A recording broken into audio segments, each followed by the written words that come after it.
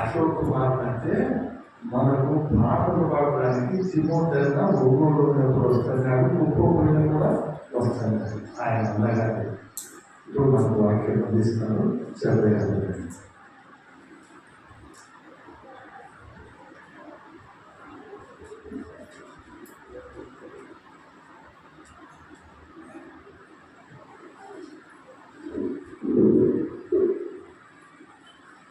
ప్రభువుకు ప్రియమైన సహోదరి సహోదరులారా, మన ప్రభువును మన రక్షకుడైన యేసుక్రీస్తు ప్రభువు యొక్క నామమునందు మహిమ కలుగును గాక.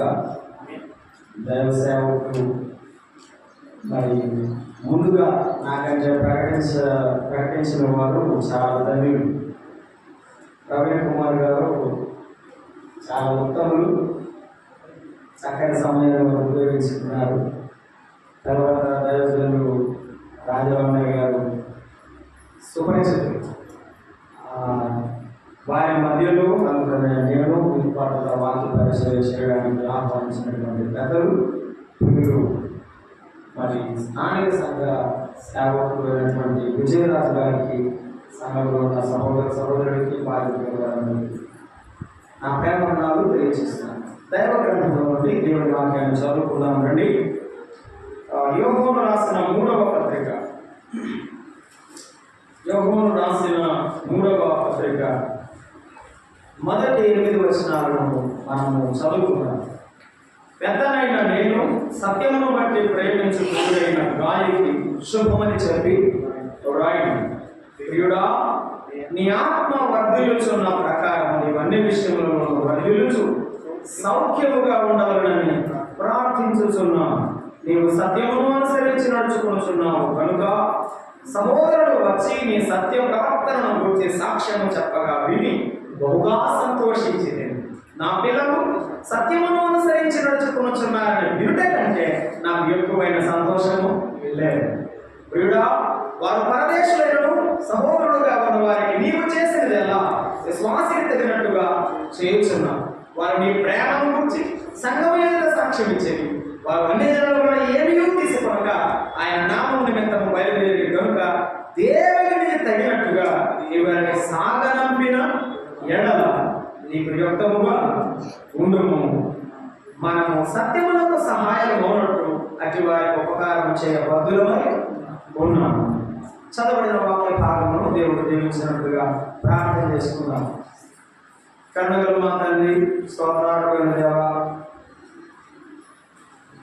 2-3 సాక్షుల పలికిన మాట స్థిరమని నీ లేఖనంలో రాయించినందుకు వదనాలు. నివాసులను బహుగా బలపరిచినందుకు వదనాలు. ఇంకా నువ్వు దీవించండి నాయన. మీ నామ మహిమాత్మమై ఇంకా నువ్వు దీవించి బలపరచమని ప్రార్థన చేస్తున్నాను. ఒకరు మీ పక్షాన్ని నిలబడి ఉన్నారు నాయన. మనుషులు మాట్లాడితే మాకు ఎప్పటికీ రుచించదు, కానీ మీరు మాట్లాడతారని మేము ఆశకు ఎదురు చూస్తున్నాము. గమ్మడి ఆశతో మీ వైపు చూస్తున్నాము నాయన. మా ప్రభావమును కలిగించండి, మాతో మాట్లాడండి. మీరు మాట్లాడుతుండగా మీ ఆత్మ సంచారాన్ని, మీ ఆత్మ ప్రభావాన్ని మేము అనుభవించడానికి సహాయించండి. ఈ మధ్యాహ్నం మీ నామమునకు మహిమ, చేరవచ్చిన మా ఆత్మీయ జీవితాలకు అభివృద్ధి, స్థానిక సంఘానికి క్షేమం కలిగించమని క్రీస్తు యేసు నామమున వేడుకొనుచున్నాము తండ్రి, ఆమేన్. క్రీస్తునందు ప్రియమైనటువంటి సహోదరులారా, యోహోను 3వ పత్రిక ఒకే అధ్యాయము మరి 14 వచనాలు ఇక్కడ ఉన్నాయి. ఈ 14 వచనాలు ప్రభు చిత్తమైతే ధ్యానం చేయాలని ప్రార్థనాపూర్వకంగా ప్రభు సన్నిధిలో పొందికి ఎదుట నిలబడి ఉన్నాను. ఈ పత్రికను మనము జాగ్రత్తగా చదువుతుంటే మొదటి వచనం నుండి 8వ వచనం వరకు గాయను గురించి రాయబడింది. 9 నుండి 11 వరకు దియోత్రెఫేను గురించి రాయబడింది. 12వ వచనంలో దేమేత్రి గురించి రాయబడింది. 13, 14లో పౌలు ప్రేమపూర్వకమైన వందన వచనంతో క్షమించండి, యోహాను ప్రేమపూర్వకమైన వందన వచనంతో ఈ పత్రికను ముగించినట్టుగా మనకు కనబడుతుంది.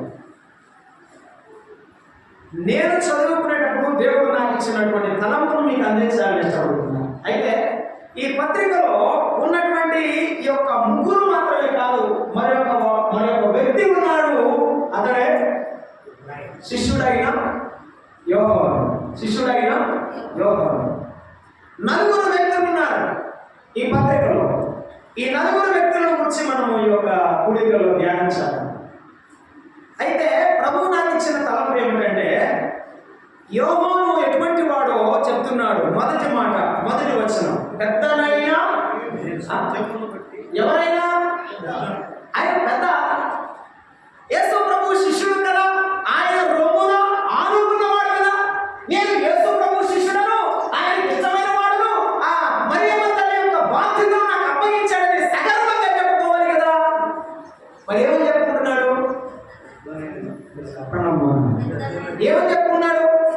పెద్దను అని చెప్పుకుంటున్నాడు. శిష్యుడు అంటే ఆ స్థానిక సంఘములో, ఈ సంఘములకు నేను పెద్దను అని చెప్పుకోవడంలో అధికారాన్ని కాదు. ఆ మాట నా హృదయంలో చాలా వేదనలో దేవుడు నాకు ఇచ్చినటువంటి మాట నేను తెలియజేస్తున్నాను. నేను తండ్రి వంటి వాడను. ఈ సంఘంలో ఎటువంటి వాడను? తండ్రి వంటి వాడను. నేను బాధ్యత గలవాడను. ఉడికి విడిచిపెట్టి వెళ్ళిపోను, ప్రార్థన విడిచిపెట్టి వెళ్ళిపోను, ఆరాధన మర్చిపోయి వెళ్ళిపోను. నా పిల్లలు నేను విడిచి పెట్టలేదు. నేను తండ్రి వంటి వాడు. ప్రభు నాకు ఇచ్చిన మాట ఏంటంటే, ప్రియమైన పెద్ద. దేవుడికి ఆ మాట చెప్పడం నేను చెప్తాను. ఏమని యోహానుకు ఒక పేరు పెట్టుకున్నాం మనం. ఏమని? అతడు ప్రియమైన పెద్ద. రెండవది ఏమిటంటే, ఆ గాలిని గురించి మనం మొదటి వచ్చిన నుండి 8 వరకు కూడా చదువుకున్నాం కదా. అతడు ప్రియమైన శిష్యుడు. ఎవరికి? యోహాను. దేవునికి ప్రియమైన శిష్యుడు. శిష్యుడికంలో ఉన్నటువంటి ఆ అణుకువ వినయము, శిష్యుడికంలో ఉన్నటువంటి ఆ బాధ సాధకలు నీకు తెలిస్తే నీవు ఇష్టపడతావు. నీకు తెలియకపోతే ఇంతే సంగతులు గోడ చివర కూర్చున్నట్టు నుంచంటే పోతాం. నీకు ఈ సంఘంలో ఉన్నటువంటి అక్క చెల్లెళ్ళు, అన్నదమ్ముల యొక్క అనుబంధం, అనురాగం, ఆప్యాయత, సంఘంలో ఉన్న ప్రేమ నీకు తెలియలేదు. ప్రియమైన శిష్యుడు గాయి. మూడవది మనం చూస్తున్నాము, ఆ 12వ వచనం, ఒకే వచనం రాయబడింది దేవేంద్రుని గురించి. అతడు ప్రియమైన సంచార సువార్థికుడు. దేవునికి ప్రియమైన సువార్థికుడు. అలాగే 9 నుండి 11 వరకు దేవుని గురించి చదువుతున్నప్పుడు అతడు దేవుని పనిని పాడు చేయు పెద్ద, లేకపోతే శిష్యుడు అనవచ్చు. ఈ మధ్యాహ్న సమయంలో మనము దేవుని వాక్యాన్ని చదువుకోవచ్చుండగా, దేవుడు నాకు ఆ చిన్న మాటలో, మొదటి మాటలో పెద్దమైన నేను అనే మాట రాస్తుండగా, ఆ 2 ఆలోచనలు దేవుడు నాకు ఇచ్చాడు. ఎందుకంటే ఆ మాట గుర్తు చేస్తాను. ఆ యోహాను మాత్రమే కాదు, ఆ పేతురు రాసిన మొదటి పత్రిక చూడండి. పేతురు రాసినటువంటి మొదటి పత్రిక 5వ అధ్యాయంలో మనము జ్ఞాపకం చేసుకుంటున్నాము. ఏమంటున్నాడు? తోటి పెద్దను. ఎవరు? పేతురు పెద్ద. యేసు ప్రభువారి ఎదుట ఉన్నటువంటి శిష్యుడు, అందరిలో ప్రాముఖ్యమైన వాడుగా, తనను తానుగా దేవునికి ఎప్పుడు కూడా పరిచయం చేసుకుంటూ దేవునితో మాట్లాడుతూ వస్తున్నవాడు. ఏమన్నాడు? తోటి పెద్ద. అమ్మ, అర్థం చేసుకున్నాం. స్థానిక సంఘంలో ఉన్న పెద్ద అంటే తండ్రి వంటి వాడు. మనం ఎప్పుడు ఈ విషయాన్ని మనం మర్చిపోకూడదు. తండ్రి వంటి వాడని మనం మర్చిపోకూడదు, మనం గుర్తించుకోవాలి. ఒక మాట బైబిల్ గ్రంథంలో మనం చదువుకుందాం. కొరింథీయులకు రాసినటువంటి మొదటి పత్రిక 4వ అధ్యాయము 15వ వచనాన్ని చదువుకుంటున్నాం. అపోస్తలుడైన పౌలు కొరింథీయులకు రాసిన మొదటి పత్రిక 4వ అధ్యాయము 15వ వచనం. క్రీస్తునందు ఎంతమంది ఉన్నారంటే బోధకులు 10,000 మంది ఉన్నారు. ఎవరైనా వాక్యం ప్రకటిస్తే వినేవారు ఉన్నారు. కానీ 360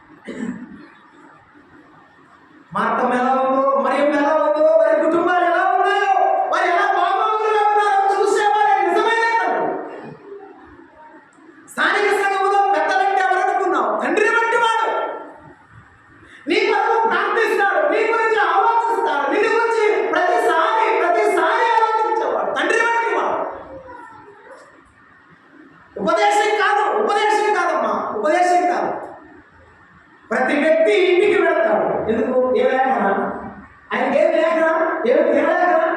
ఆయనకేమి పని లేకరా? సంఘంలో ఉన్న వారందరినీ ఏమనుకుంటున్నాడు?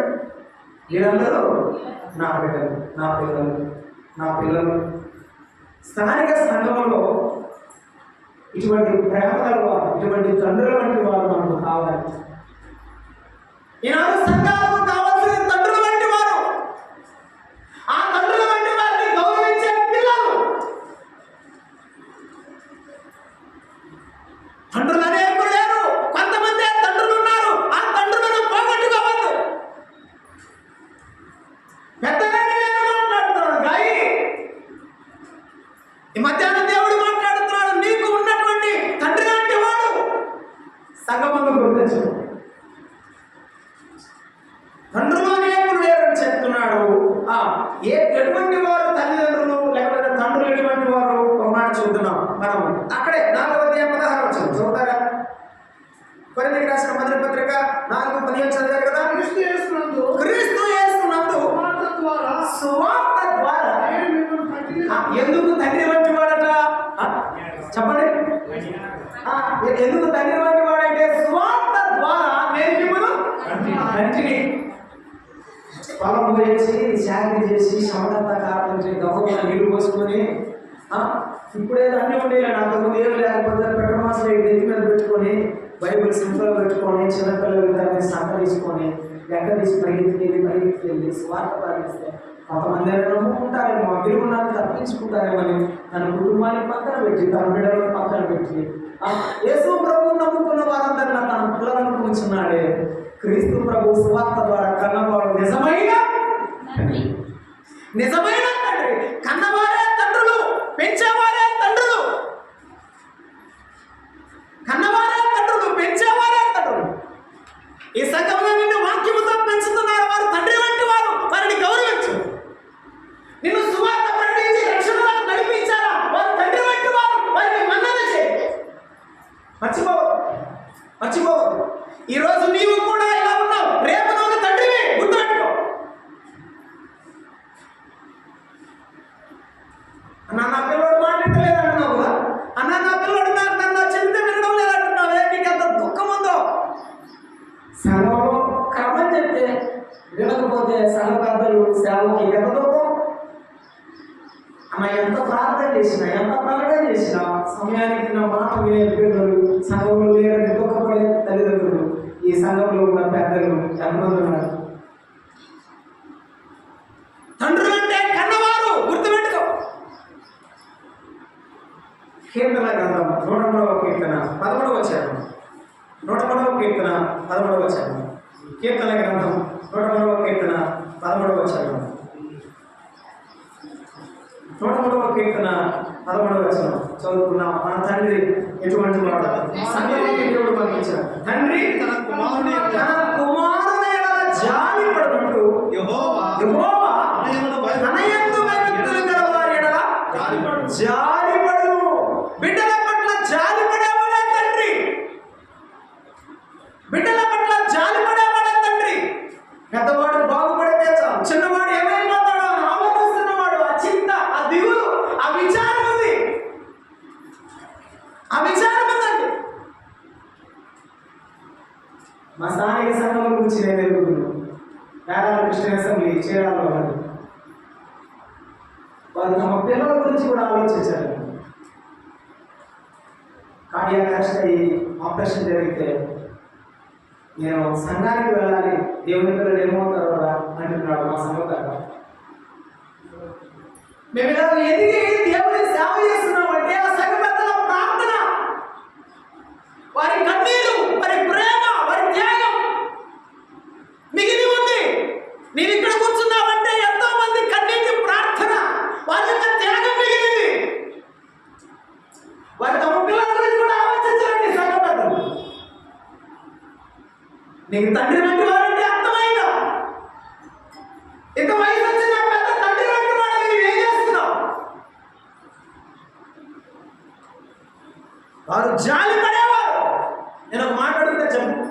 సొమ్ము పోయిందని తప్పిపోయిన కుమారుడు బట్టి తండ్రి ఏడ్చాడా? కుడికే పోయాడు ఏడ్చాడా? సొమ్ము తెచ్చుకోగలరా కుమారుడు?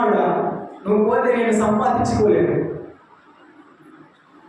సొమ్ము సంపాదించుకుంటాను, నా ప్రాణం ఇచ్చాను, ఏదైనా తెచ్చుకుంటాను, నిన్ను మాత్రం పోగొట్టుకోలేను.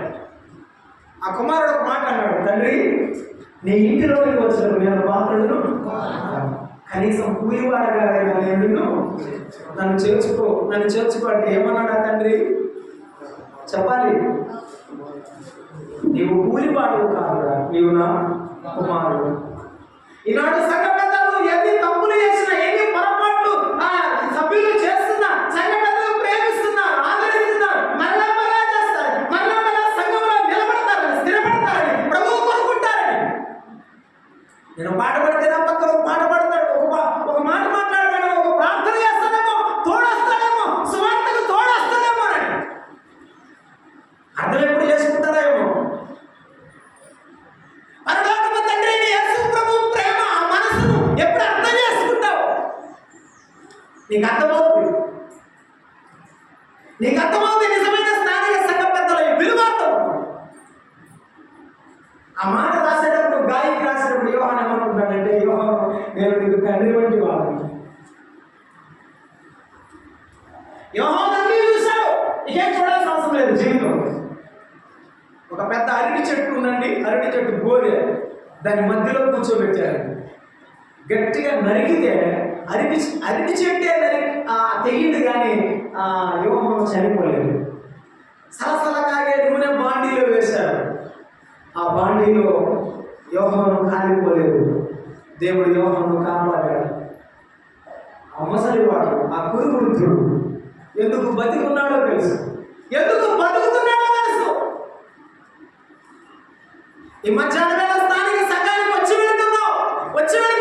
ఎప్పుడైనా తండ్రి వంటి మనసు నీకు కలిగిందా? తల్లి వంటి మనసు సంఘంలో నీకు కలిగిందా? చిన్నవారిని ప్రేమించడం, ఆ చిన్నవారిని దగ్గరికి అర్థమైందే. తండ్రి అంటే జాలి పడేవాడు.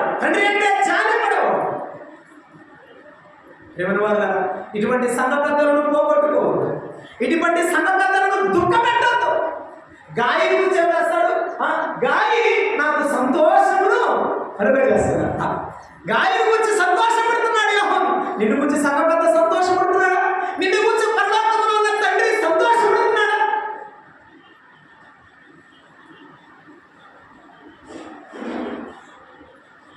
సంతోషం లేదు, సంతోషం లేదు. గాలి వలె సంతోషాన్ని కలిగించే కుమారులుగా సంఘములు కనబడాలి. ప్రేమైన తమ్ముడు, చెల్లి, ఒకవేళ నీ పెద్ద పట్ల నువ్వు తప్పు చేస్తే వెళ్ళి, అంకుల్ నేను పొరపాటు చేశాను, నన్ను క్షమించమంటే ఏం చేస్తాడు తెలుసా? నిజమైన పెద్ద ఆత్మీయ ఏం చేస్తాడు తెలుసా? గట్టిగా కౌగిలించుకొని ఎదిగెత్తి యోగిస్తాడు. పెద్దలను ధిక్కరించేవాడు ఈ దినాల్లో ఉన్నారు. దియోత్రేఫను వాడు ధిక్కరించేవాడు, దియోత్రేఫను వాడు చేర్చుకునేవాడు అని గాయి ఆనందాన్ని కలిగించాడు. దేవేంద్రి దేవుని సౌందర్యాన్ని సువార్తను తన భుజాల మీద మోసుకుని ఇటువంటి వారిని కలిగిన యోహాను ఆ చేదు, ఆ తీపి, ఆ సుఖము, దుఃఖము, సంతోషము, విచారం అవంతా తన జీవితంలో తెలిసే ఉన్నాయి. ఈనాడున్న పెద్దలకు లేవంటారా సంఘంలో? అన్ని మోసుకొని తమ భుజాల మీద పెడుతుంది. వాడు తండ్రి వంటి వారు. తెస్సలోనికైలకు రాసిన మొదటి పత్రిక 2వ అధ్యాయము 12వ వచనాన్ని మనం చదువుకుంటున్నాం. తెస్సలోనికైలకు రాసిన మొదటి పత్రిక 2వ అధ్యాయము 12వ వచనం. తన రాజ్యమునకు మొదటి పత్రిక 2:12. తన రాజ్యమునకు మహిమకును మిమ్మును పిలుచుతున్న దేవునికి తగినట్టుగా మీరు నడుచుకొనవలనని మేము మీలో ప్రతి వారిని హెచ్చరించుచు ధైర్యపరచు సాక్ష్యమిచ్చు తండ్రి తన బిడ్డల ఎడల నడుచుకుని రీతిగా మేము నడుచుకుంటూ నా మనవుడని, నా తమ్ముడని, నా మేనలుడని,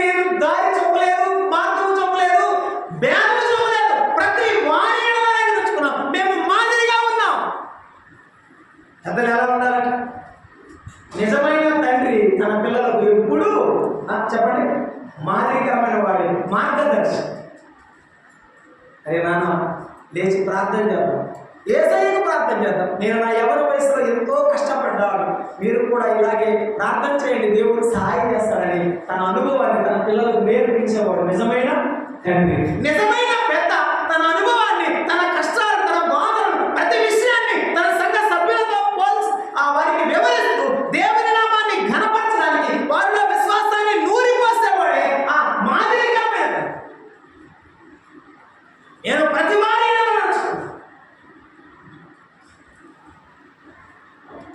సంఘ పెద్దలమైన మన మాదిరి మన పిల్లలకు ఉండాలి, మన సంఘానికి ఉండాలి. ఏ సంఘము బలహీనమవుతుందో అక్కడ బలహీనమైన సంఘ పెద్ద ఉన్నాడు. ఏ సంఘము బలంగా ఉందో అక్కడ బలమైన సంఘ పెద్ద, బలమైన తండ్రి ఉన్నాడు.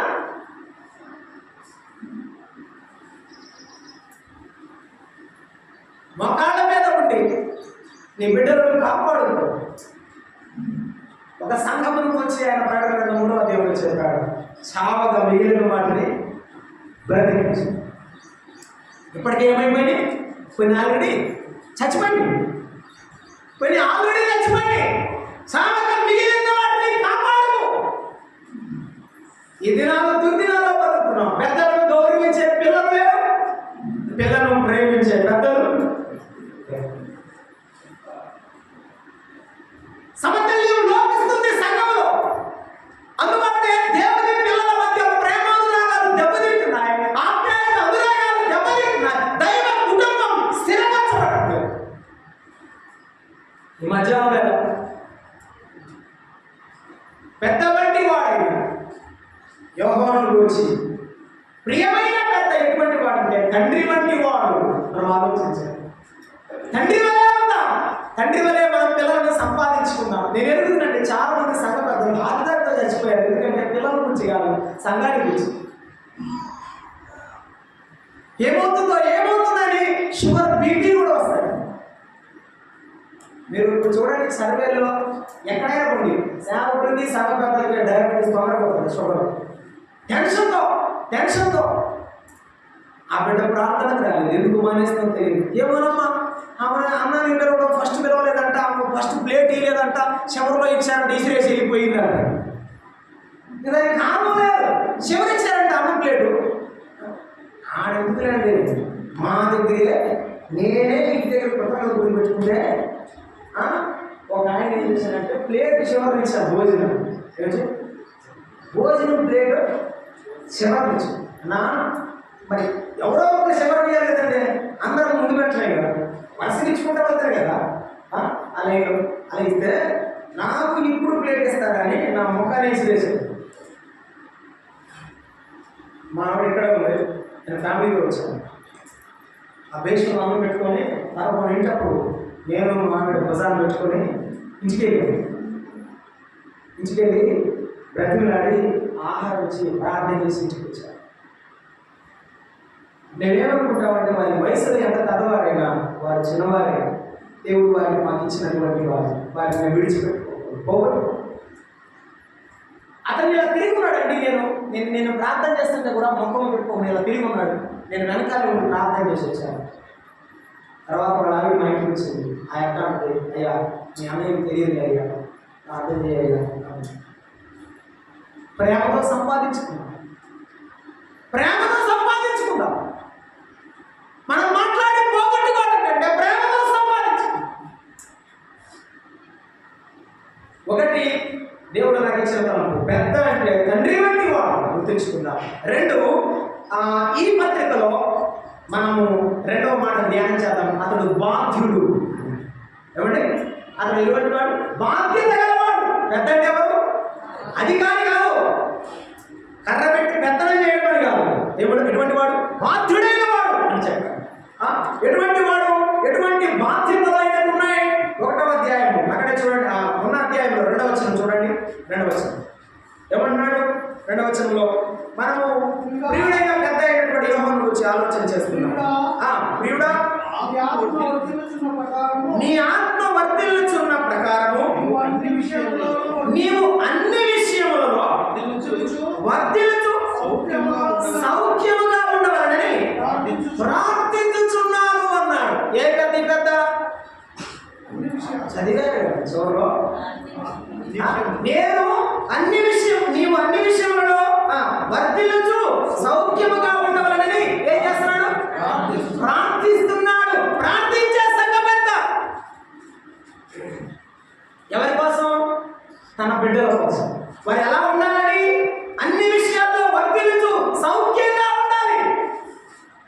వారి సంతోషంగా ఉండాలి. వారు సంతోషంగా లేకపోతే నేను మోకాళ్ళ మీద ఉండాలి. ప్రార్థన చేసే సంఘం పెద్ద, ప్రార్థన చేసే సంఘం పెద్ద. మన కుటుంబాల్లో మనము మన బిడ్డల కోసం ప్రార్థన చేస్తున్నాం, కానీ మోకాళ్ళ మీద సంఘం కోసం ప్రార్థించేవాళ్ళు కావాలి మనం. ఒక మాట చదువుతారా? రాజుల మొదటి గ్రంథం, రాజుల మొదటి గ్రంథం, రాజుల మొదటి గ్రంథము మనము జ్ఞాపకం చేసుకుంటున్నాము. భక్తుడైనటువంటి ఏలియా చేసినటువంటి ప్రార్థన విషయంలో మనము ఆ యొక్క లేఖనాన్ని మనము ఆలోచన చేస్తూ ఉన్నాం. ఆ భక్తుడైన ఏలియా చేసినటువంటి, దైవజనుడైన ఏలియా చేసినటువంటి ప్రార్థనను మనము ఆలోచన చేస్తూ ఉన్నాము. గమనిస్తారా? మనము జ్ఞాపకం చేసుకుంటున్నాం. అతడు ప్రార్థన చేసినప్పుడు కలిగినటువంటి గొప్ప మేలును గురించి మనము చదువుకుంటున్నాము. 18వ అధ్యాయం, రాజుల మొదటి గ్రంథము 18వ అధ్యాయం 41-42 వచ్చిన అక్కడ జరుగుతున్న సందర్భం చాలా వేరుగా ఉన్నది. పిమ్మట ఏలియా విస్తారమైన వర్షము వచ్చినట్లుగా ధ్వని పుట్టుచున్నది, నీవు పోయి భోజనం చేయమని ఆహాబుతో చెప్పాడు. ఆహాబు ప్రార్థన చేయమని అడుగుతాడు, కానీ చెప్పండి, ప్రార్థన మాత్రం చెయ్యని వాడు. ప్రార్థన చేయమని అడుగుతాడు, కానీ ప్రార్థన మాత్రం చెయ్యని వాడు. అతడు రాగానే వర్షం వస్తుంది, త్వరగా వెళ్ళిపోమని చెప్పాడు.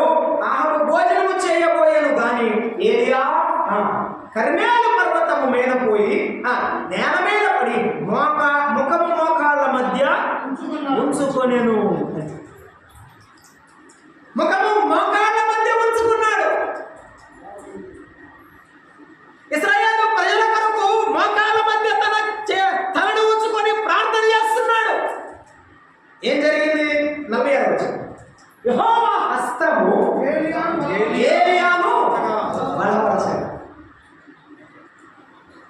సొలొమోను అన్నట్లే, ఇంత ప్రజలను పరిపాలించడానికి నాకు బుద్ధి సామదు ప్రభువా. వీరికి ఎలా మాట్లాడాలో తెలియదు. రకరకాల మైండ్ సెట్స్ వస్తారు. మందిరానికి వచ్చేవాళ్ళు రకరకాల భౌతిక సంబంధమైన దీవెన కొరకు వచ్చేవారు, ఆత్మీయమైన అభివృద్ధి కొరకు వచ్చేవారు, కొంతమంది ఉద్యోగాల కొరకు, కొంతమంది స్వస్థతల కొరకు. యేసు ప్రభు దగ్గరికి వచ్చినట్టే ఈనాడు వస్తారు, అనేకమైన వారు వస్తుంటారు. కానీ వారందరి కొరకు ప్రార్థన చేస్తున్నాడు ఏలియా. ఇశ్రాయేలు ప్రజల కొరకు, ఎదురు తిరిగిన ఆహాబు కొరకు, ఇశ్రాయేలు ప్రజల కొరకు ప్రార్థన చేస్తూ ఉండగా ఏలియాను బలపరిచింది ఎవరు? ఆహాబా. రథమెక్కి వెళ్ళిపోయాడు. ఏలియా ఎక్కడున్నాడో కూడా చూడలేదు.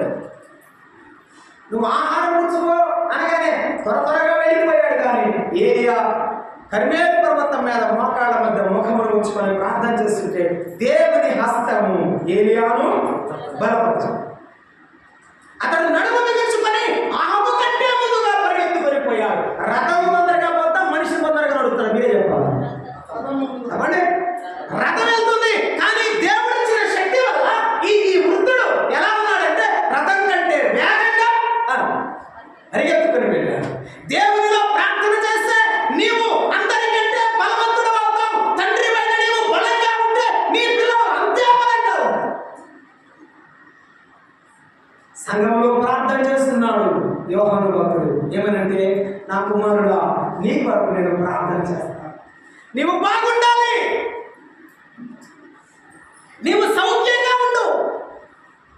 నిన్ను చూసినప్పుడు నాకు సంతోషం, నిన్ను చూసినప్పుడు నాకు సంతోషం. ఈ మధ్యాహ్నం వేళ ప్రభు మనతో మాట్లాడుతున్నాడు. నిన్ను చూసినప్పుడు, నన్ను చూసినప్పుడు దేవుడికి ఎలాంటి సంతోషం ఉన్నది? స్థానిక సంఘంలో పెద్దలకు సంతోషం ఉన్నదా?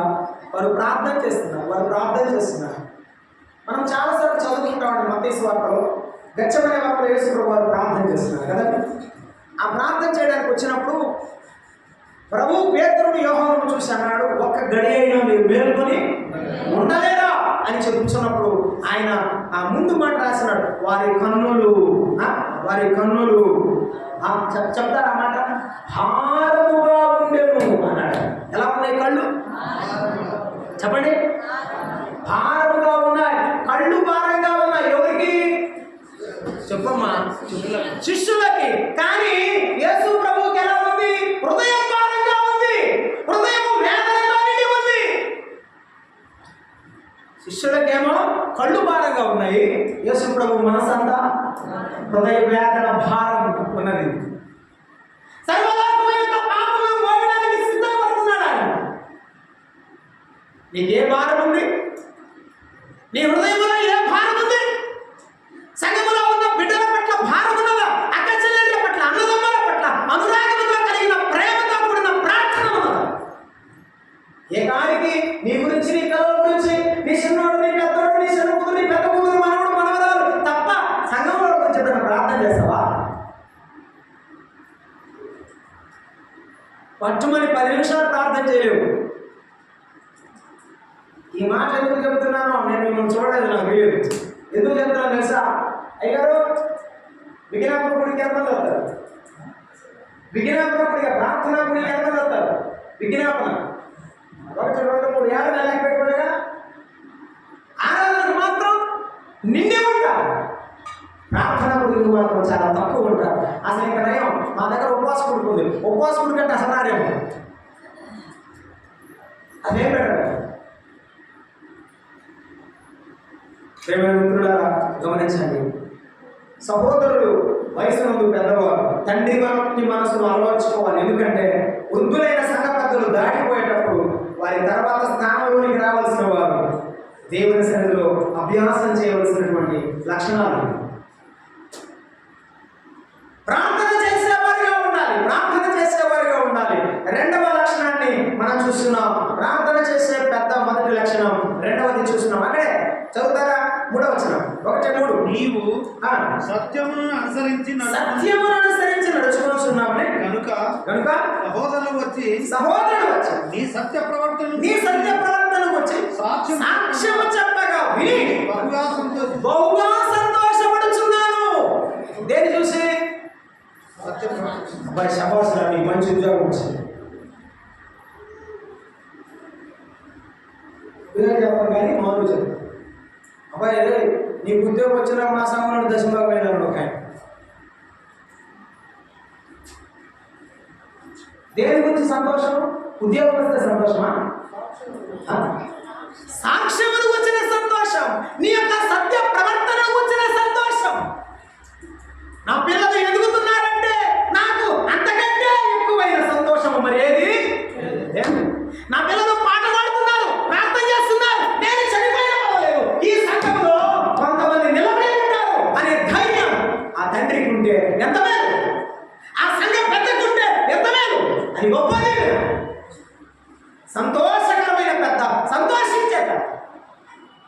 నీవు దేనిలో సంతోషిస్తున్నావు? భౌతిక సంబంధమైన ఆశీర్వాదంలో సంతోషిస్తున్నావా? ప్రార్థనలో, వాక్య ధ్యానములో, ఆరాధనలో, సహవాసములో సంతోషిస్తున్నావు? దేనిలో సంతోషిస్తున్నావు? చాలా మంది సంతోషం చాలా వేరుగా కనపడుతుంది.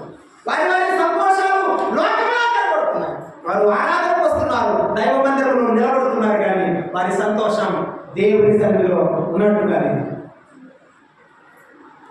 ఈ మధ్యాహ్న సమయంలో దేవుని మాటలు వింటున్నటువంటి మిత్రులారా గమనించండి, దేవుని పిల్లలారా ఆలోచన చేయండి. మనం ఎటువంటి వారు? నీవు తల్లివే కానీ ఏ విషయాల్లో సంతోషిస్తున్నావు? నీవు సంతోషాన్ని ఎక్కడ వెతుకుతావో దాని కొరకే ప్రయత్నం చేస్తావు. అర్థమైందండి? నీవు ప్రార్థనలో సంతోషిస్తే నీ పిల్లలు కూడా ప్రార్థనలో ఎదగాలనుకుంటావు. ఇటు చెప్తే అర్థం కాదు. నువ్వు డాక్టర్ అయితే నీ బిడ్డ డాక్టర్ అవ్వాలనుకుంటావు. నువ్వు ఇంజనీర్ అయితే నీ బిడ్డ ఇంజనీర్ అవ్వాలనుకుంటావు. అలాగే నీవు ప్రార్థనాపరుడు అయితే ప్రార్థనాపరులను తయారు చేస్తావు. నీవు దేవుని వాక్యాన్ని పఠించేవాడవైతే వాక్యమును సంఘానికి సరిగా విభజించి అప్పగిస్తావు. తల్లులైన మీరు కూడా సంఘ పెద్దలు మాత్రమే కాదు, మీ బిడ్డలకు మీరు నేర్పించేది, మీరు చేసేది, నీ మనసులో ఏ కోరిక ఉన్నదో దాన్ని నీ పిల్లలకు నీవు అప్పగించి వెళ్తావు. అదే గుర్తుంచుకోవాలి. నేనేం చేస్తానో దాన్నే నా కొడుకుకి, నా కుమారుడికి, నా కుమార్తెకి అప్పగించి వెళ్తాను. అది మంచిదైనా చెడ్డదైనా.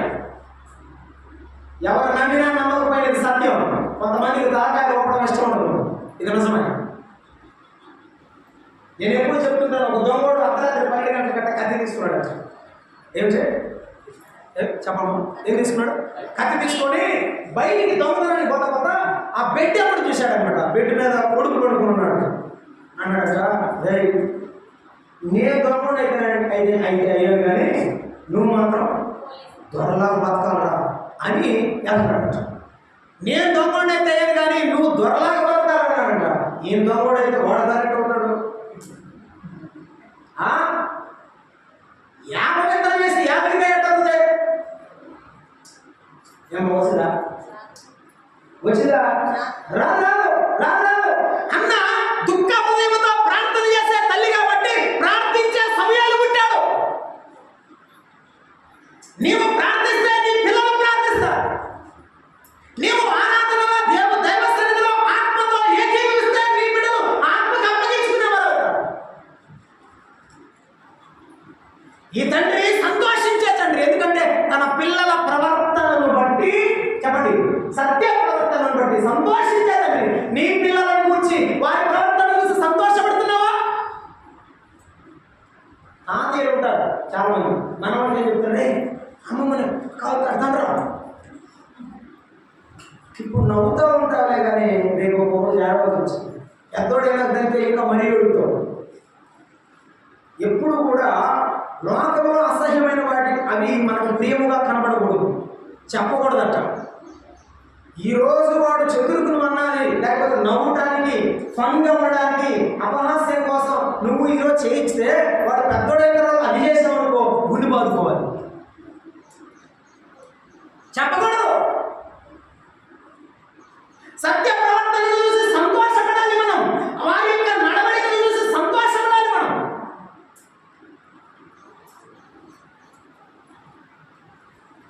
నేను చదివించిన డిఫరెన్స్ సమయం కావాల్సి ఉంది.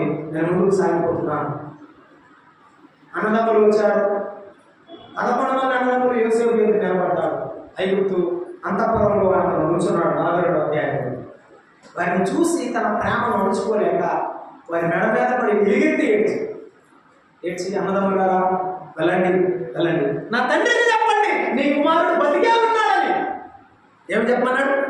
నీ కుమారుడు బతికే ఉన్నాడని చెప్పండి, పోండి అని చెప్పాడు.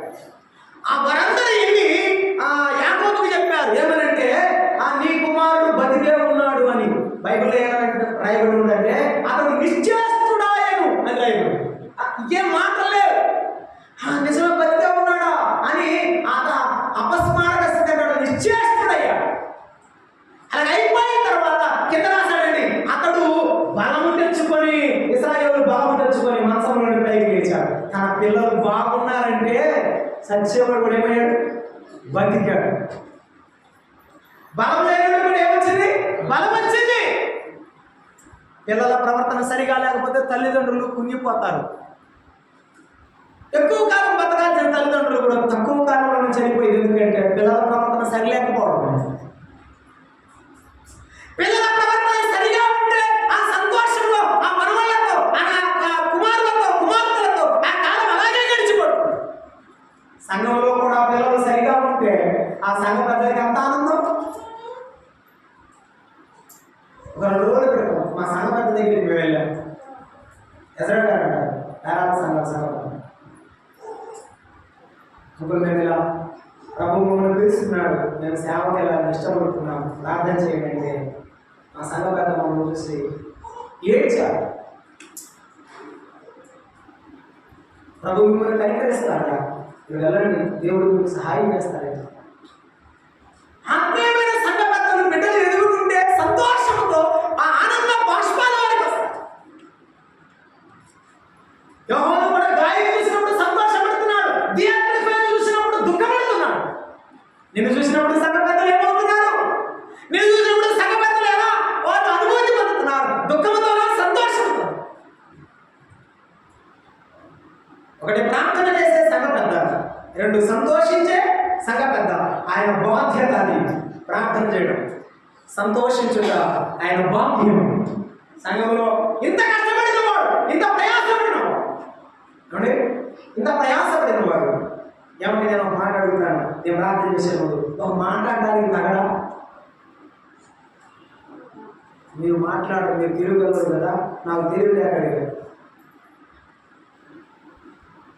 ఇంత స్థలం కొని మందిరం కట్టి రాళ్ళు మోసి రప్పలు మోసి అన్ని మోసి అందరికీ వచ్చేసరికి సాపలు వేసి కుర్చీ వేసి పెంచి కూర్చోబెట్టి వాక్యం చేసి పోషించి పెంచేవాడు ఒక మాట అనడా చెప్పలేదమ్మా అట్లా చూస్తారా అనడానికి లేదా? ఎందుకు ఇలా లేటుగా వచ్చావు? ఆరాధనకి ఎందుకు వస్తున్నావు? ప్రార్థనకి ఎందుకు రావట్లేదు? అడగలేదా? అడిగితే పొరపాటు అన్నారండి, మందిరం అనుకున్నారండి. తండ్రిగా ప్రేమించే బాధ్యత కలిగిన వాడు బాధ్యత కలిగి మాట అడగలేడు. అడగడంలో పొరపాటు ఉందా? ఎందుకు తప్పుగా అర్థం చేసుకున్నారు సంఘ పెద్దలు? ఎందుకు తప్పుగా అర్థం చేసుకున్నారు సేవకులు? వారు బాధ్యత గలవారు, మీ కొరకు ప్రార్థిస్తారు. వారు బాధ్యత గలవారు, మీ సంతోషాన్ని వారు ఎప్పుడు కూడా తమ సంతోషంగా భావిస్తారు. తమ సంతోషంగా వారు భావిస్తారు. ఈ మధ్యాహ్న సమయంలో నీ సంతోషం వారికి అవసరం. 3వ మాట చదివి మనం ప్రార్థన చేద్దాం ఈ సెషన్లో. చూడండి, 3వ మాటలో మనం జ్ఞాపకం చేసుకుందాం. 3వ మాట ఏమిటంటే 5వ వచనాన్ని చదువుతారా? 5వ వచనం, ప్రియుడా వారు పరదేశులైనను సహోదరులుగా ఉన్న వారికి నీవు చేసినది ఎలా విశ్వాసికి తగినట్టుగా చేయుచున్నావు అన్నాడు. It is an appreciation of the elder. అభినందన. నా పిల్లలంటే ఏమనుకున్నావు? మా సంఘంలో ఉన్న బిడ్డలంటే ఏమనుకున్నావు? వారు ఎక్కడికి వెళ్ళినా అనేకులకు మాదిరిగా ఉంటారు, అనేకులకు సహాయం చేస్తారు. వారు ఎక్కడ పెరిగారండి? మా సంఘంలో పెరిగారని ఘనంగా చెప్పుకుంటాడే ఆ సంఘం పెద్ద ఎంత అనుకుంటారు. తాను ఈ లోకంలో సంపాదించిన ధనం కంటే ఈ సంఘంలో ఉన్న బిడ్డలు ఎదుగుతుంటే అంత ఆనందం, వారు ఇతరులకు సహాయపడుతుంటే అంత ఆనందం. ఎంత అతిశయంగా చెప్పుకుంటాడు. మా అబ్బాయి బెంగళూరులో ఉన్నాడండి, అక్కడున్నా కూడా సంఘంలో సువార్తకి కరపత్రికలు తీసుకున్నాడండి, అక్కడ ఉన్నటువంటి సేవకుడికి సహాయం చేస్తాడండి. ఎంత అండి? మా సంఘంలో పుట్టాడండి అబ్బాయి, తన కడుపు పుట్టలేదు కానీ మా సంఘంలో పుట్టాడండి, మా సంఘంలో దేవుడు నమ్ముకున్నాడండి, నా దగ్గర పెరిగాడండి, యేసు ప్రభు వాక్యాన్ని నేర్చుకున్నాడండి. ఇలా ఎంత ఆనందం, ఎంత ఆనందం. గాయ గురించి చెప్తున్నారు. వారు పరదేశులైనా అయ్యా గాయ మన సంఘస్థులు కాదు వారు, మన ఊరోడు కాదు వారు దేవుడు నమ్ముకున్న పరదేశులు అయినప్పటికీ కూడా వారికి నువ్వేం చేశావు? ఉపకారం చేశావు. వారికి నువ్వేం చేశావు? ఆతిథ్యం ఇచ్చావు. అయ్యా గాయ నిన్ను చూస్తుంటే నాకు ఎంత సంతోషం, నాకు ఎంత అభినందిస్తున్నాడు. సంఘ పెద్దలు చిన్నదైన పిల్లలను వారిలో ఉన్నటువంటి మంచి మంచి లక్షణాలను అభినందించాలి. చక్కగా పాడుతున్నావు, బాగా పాడు. చక్కగా ప్రార్థన చేస్తున్నావు, ఇంకా ఎక్కువ ప్రార్థన చేయి. చక్కగా బైబిల్ చదువుతున్నావు, ఇంకా చదువు. ప్రభువుని వారిని ప్రోత్సహించేవారిగా ఉండాలి. తిమోతిని పౌలు ప్రోత్సహించినట్టు, సీలను ప్రోత్సహించినట్టు ప్రోత్సహించేవారిగా ఉండాలి. నేను ముందుకు సాగి వెళ్తున్నాను. ప్రభు చేతమైతే మిగిలిన విషయాలు ధ్యానం చేద్దాం. మన ప్రభు అయిన యేసుక్రీస్తు వాడు పెద్ద కంటే మించిన వాడు. ఆయన మన కొరకు తండ్రి గుడి పార్శ్వమున విజ్ఞాపన చేస్తున్నవాడు. తండ్రి గుడి పార్శ్వమున నిత్యము విజ్ఞాపన చేస్తున్నవాడు. ఆయన మనల్ని గురించి సంతోషించడం కాదు, ఆయన తన సంతోషాన్ని మనకిచ్చి లేదా నా ఈ సంతోషాన్ని మీకు ఇచ్చి వెళుతున్నాను. ఆయన సంతోషం మనకి ఇచ్చేయాలి. ఒకప్పుడు మనము చీకటిలో ఉన్నవారు, మనకు సంతోషం లేదు. దుఃఖములో ఉన్నవారు, పాపములో మునిగినవారు. ప్రభు మనకు సంతోషం ఇచ్చారు. ఆయనకు మనం లోబడవద్దా? ఆయనకు మనం సంతోషం తీసుకురావద్దా? మూడవ మాట మనం చూస్తున్నాం, అభినందించేవారు. దేవుడు కూడా మన ప్రభు యేసుక్రీస్తు వారు కూడా అభినందిస్తాడు. సియోను బరియోనా అని చెప్పి పేతురు గురించి చెప్పాడు. మత్తయి సువార్త 18వ అధ్యాయం 16వ వచనంలో ఏమని చెప్పాడంటే, ఇది పరలోకపు తండ్రి నీకు బయలుపరిస్తేనే కానీ నీవు పలుగా లేదయ్యా. ఎందుకు ఆ మాట చెప్పాడంటే, అందరూ వెళ్ళిపోయారు, పేతురు మీరు కూడా వెళ్ళిపోవాలని ఉన్నారా అంటే, ఎక్కడికి పోగలము ప్రభువా? నిత్య జీవము ఊటలు గలవాడు నీవే అని చెప్పినప్పుడు యేసు ప్రభువుకి ఎంతో ఆనందం వేసింది. ప్రభువారు పేతురును అభినందించాడు అండి. అభినందించడం పొద్దాక అభినందించడం కాదు, కొంతమందికి అదే ఒక అలవాటు అయిపోయింది సంఘంలో. ఎప్పుడు వాడిని మెచ్చుకుంటాడు, నన్ను మెచ్చుకోడు. ఎప్పుడు నన్ను ఇట్ట అంటాడు, పాట అట్టుకోడేది అంటాడు, బాగా చేసేది అంటాడు. అంటాడయ్యా నువ్వు సరిగా పాడాలని, అంటాడయ్యా సరిగా ప్రార్థన చేయాలని. నేర్పిస్తాడయ్యా అంటే నేర్పిస్తాడు. నేర్చుకున్నవాడు కుమారుడు అవుతాడు, నేర్చుకునేవాడు దుర్బీజుడు అవుతాడు. ప్రార్థన చేద్దాం తలవచ్చు. ప్రేమైన సహోదరి, ప్రేమైన సహోదరుడా, అక్క, అన్న, చెల్లి, తమ్ముడు, ప్రభు మనతో మాట్లాడుతున్నాడు. ఎక్కడ పెద్దవారిని గాయపరిచామో మనసులో గుర్తుంచుకుందా. తండ్రి బట్టి వాడే అనకూడదు కదా, పొరపాటు అన్నాను, భగవాను క్షమించమని అడుగు. ఆ పెద్ద దగ్గరికి వెళ్ళాడు, తండ్రి హక్కు ఉంటాడు. ప్రభు మార్గమును పరిశీలంగా విసిరపరిచి నేను నడిపిస్తాను. ఆత్మీయమైన ఆనందాన్ని అనుభవిస్తావు. వెట్టుకుపోయి అంతానికి పోయి అనురాగాన్ని, ఆప్యాయతను, సంఘంలో ఆనందాన్ని పోగొట్టుకోవద్దు. నీ ఆత్మీయ అభివృద్ధిని పోగొట్టుకో. ప్రేమగా తెలియజేస్తావు. ప్రేమగల తండ్రి, దయగల దేవా ముగిస్తావు. ప్రియుడైన పెద్దగా మాకు మీరు పరిచయం చేసిన మీ దాసులు యోహాను గారి జీవిత విశేషాన్ని బట్టి స్వార్థం. మేము కూడా తండ్రి వంటి మనసు కలిగి అనేకులను ప్రేమించడానికి, వారి కొరకు ప్రార్థించడానికి, వారిని ప్రోత్సహించడానికి మాకు నడిపించాను. మా సంఘాల్లో తండ్రుల వంటి వారు అనేకులు లేరు నాయన. అనేకులను తండ్రులను మీరు లేపాలి. సంఘము కొరకై త్యాగం చేసేవారు, సంఘము కొరకై తమ జీవితాలు అప్పగించుకునేవారు నేను దీవించుకున్నాను. మధ్యాహ్నం కూడి కొరకై మమ్మల్ని సిద్ధపరుచుకున్నాను. క్రీస్తు యేసు నామమున వేడుకొనుచున్నాము తండ్రి. అందరికీ ప్రేమ.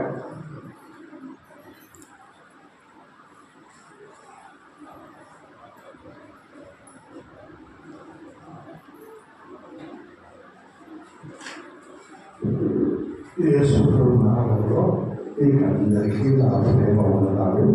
మీకందరికీ భోజనాలు సిద్ధంగా ఉన్నాయి. మీరు భోజనం చేయండి. మీరు భోజనం చేసిన వెంటనే మరలా మనం కోరుకుందాం. ఇద్దరు దైవజనులు మాట్లాడతారు. మీరు శ్రద్ధగా వింటున్నారు, కొడుకుతో వింటున్నారు. మీకందరికీ నా హృదయపూర్వకమైన వందనాలు. చిన్న ప్రార్థన చేస్తాను. ప్రియమైన మా ప్రభువు తండ్రి, ఈ 7వ తారీఖు మొదటి సెషన్లో 3 దైవజనుల ద్వారా మాట్లాడించి మాకు మేలు చేసిన క్రైస్తవులైనా ఈ బిడ్డలు ఫోన్ చేసి సంతోషంగా మరలా కోరుకుని దేవుని వాక్యమని బలపడి నిజమైన సాక్షులుగా, నమ్మకమైన రాయబారులుగా, దేవుని చదవని వారుగా, క్రీస్తు యొక్క యోగులుగా, మంచి పరిచారకులుగా జీవించే భాగ్యాన్ని దయచేయండి. ఈ కూడికల ద్వారా నీకే మహిమ తెచ్చుకునేందుకు స్థుతులు తెలుస్తున్నాను తండ్రి. స్తోత్రాలు చెల్లిస్తున్నాను తండ్రి. కనుక నీకే మహిమ కలుగు కాకండి. యేసు ప్రభు శక్తిగల నామములో దీన మనసుతో అడుగుతున్నాను తండ్రి. తండ్రి యొక్క ప్రేమై, కుమారుడైన యేసు క్రీస్తు ప్రభు యొక్క కృపై, పరిశుద్ధాత్మ దేవుని యొక్క అన్యోన్య సహవాసం మీ బిడ్డలతోనూ మాతోనూ సదాకాలం తోడై ఉండునుగాక. ఇంతకు తెలిసింది. మీరు భోజనం చేయాలని ప్రభువు పేరిట మనవి చేస్తున్నాను.